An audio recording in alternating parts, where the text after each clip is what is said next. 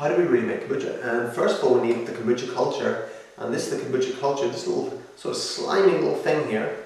That's it, and it's amazing how this can do so many wonders for yourself. So we have our kombucha culture, a nice healthy culture, and then we also have our bowl here, and you can use any sort of dish that doesn't leach any contaminants. So plastic is not ideal. Don't try not to use plastic. Something that is ceramic, and especially don't have anything with lead in it or anything like that. So something like this here. This is about a 4-litre dish here. Or if you really want to, go the whole hog, you can get a big thing like this here, which is about 15 litres, and you can use that. I've got a few of those back there, and I make maybe about 50 litres at a time, so I can use it for myself, my family, and friends as well. But it's entirely up to you, of course. So very simply, we have our dish here. We also have our 2 litres of water here, and your water wants to be good, filtered water, energized water. If you're using tap water, not so great. Even bottled water isn't that good. If you can get a good filter system, filter your water and energize your water as well. Maybe like a vortex energizer or something to bring that water back to life, but that's a different story. And also we also need some starter tea. This is some strong kombucha that I'm taking from an earlier batch, and I want to use maybe about that much for about 3 litres or so. And if you don't have starter tea, if you just have the culture, then what you can do is you can use some apple cider vinegar, and that works just as well.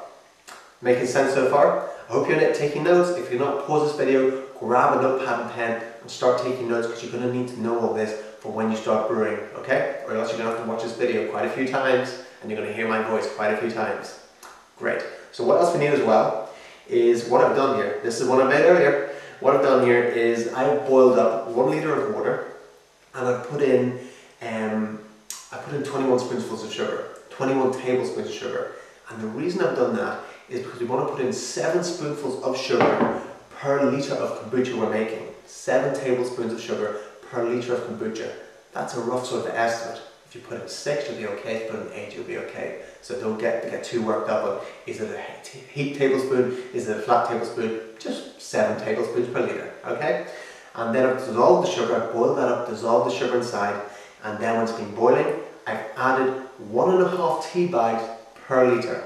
So if you're making 2 litres, that's 3 tea bags, roughly, of course. And then I've also put in a little bit of green tea, so I've used black tea, and I've also put in a little bit of green tea, and it gives it that smooth flavour, and then there's also some goodness from the green tea as well.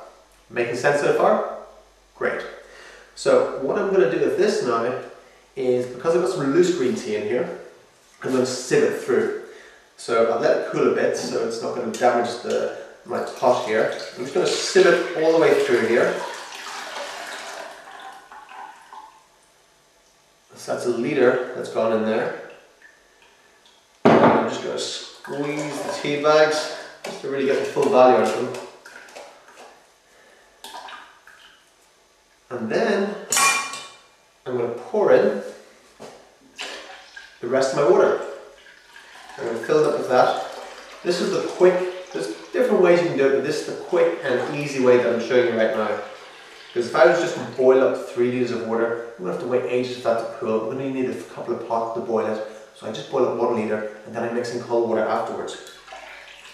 I fill it, not fully to the top, but nearly to the top, because you don't want it, because you're going to put the culture and everything afterwards. So I'm just going to test my water here. Yep, that's nice and cool now. This is a very important point right now, so take note.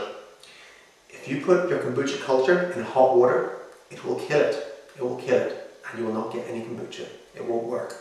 So make sure your water has cooled to at the most lukewarm. You want it even cooler than that. If you can put your baby in it, then it's okay. If you can't, it's going to kill it. Simple as that. So make sure the water is cooled down before you get your culture, and that's the next thing we're going to do. Now I've got the kombucha culture. We're going to take that and we're going to set it in. Just set it in the water. It might sink to the bottom, it might float to the top. They have a mind of their own. They're all individuals, the kombucha culture, so they'll do different stuff.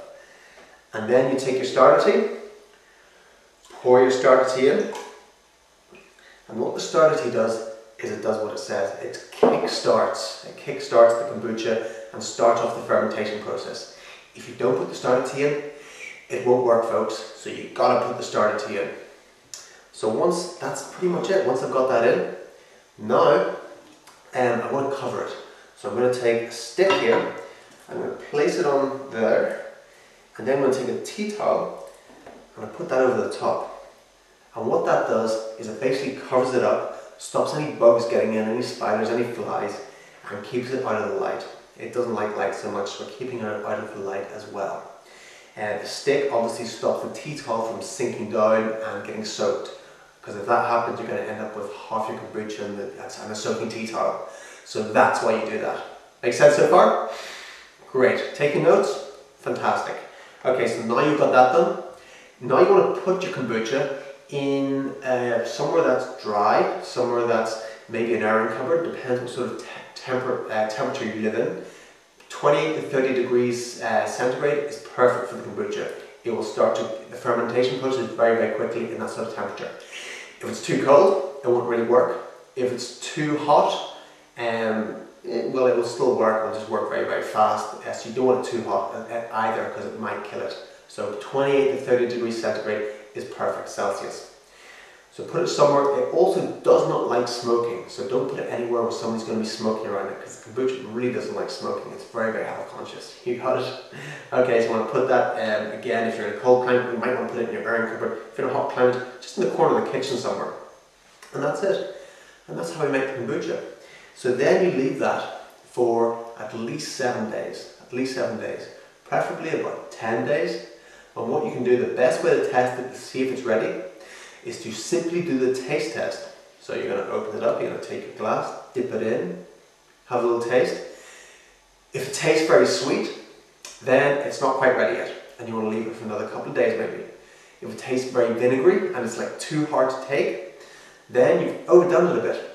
And what you can do, so you don't waste it, is you could just simply dilute some water into it. Dilute some water into it and then drink it. Or if it's very, very vinegary, you can actually bathe in it. You can put it into your bath, and it's very, very good for your skin. You know, anyone's got eczema, any skin conditions, very, very good for that. And if you want to shed some pounds, if that's what you really want to do, or maybe you've got diabetes or something, then you definitely don't want it too sugary. What the kombucha does is it transmutes the sugar. It transmutes the sugar into goodness. The kombucha eats up all the bad stuff and puts out good stuff, kind of like a tree does. You got it? Okay, so again, if you want to shed some pounds, if you've got diabetes, you might want to leave it for maybe 12 days or something like that, and then dilute some water into it so then it can be palatable. Otherwise, enjoy it after about 8 days. After about 8 days, that's when the antibiotic properties of the kombucha really start to take effect. And this is going to have an amazing effect on your health. I would recommend drinking 3 glasses like that per day.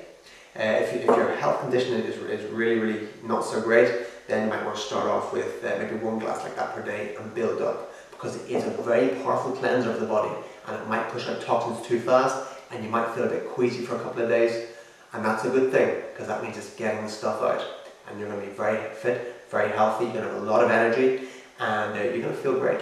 You're going to feel great.